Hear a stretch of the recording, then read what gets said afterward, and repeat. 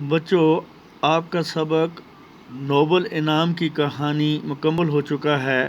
آج ہم اس کے چند سوالات کے جوابات کریں گے۔ سوال نمبر 1، نوبل پرائز کس کے نام پر دیا جاتا ہے؟ تو میں نے آپ کے لیے جواب یہ لکھا ہے، نوبل پرائز الفریڈ کے نام پر دیا جاتا ہے۔ سوال نمبر 2 کا جواب، سوال یہ ہے، ہندوستان میں ادبی انعام کسے ملا؟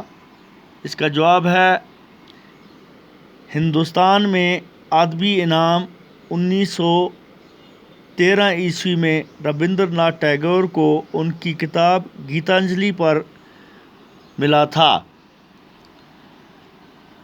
سوال نمبر 3،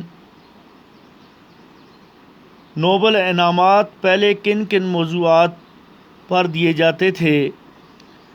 اس کا جواب یہ ہے، نوبل پرائز امن، ادب، فزکس، کیمسٹری، ادویات، اقتصادیات جیسے موضوعات پر دیے جاتے تھے۔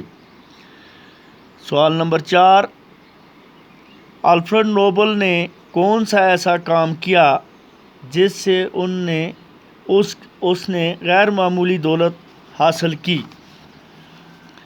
جواب، الفریڈ نوبل نے نائٹرو گلیسرین دریافت کی، جس کی ملاوٹ سے انہوں نے 1867 عیسوی میں ڈائنامائٹ ایجاد کیا۔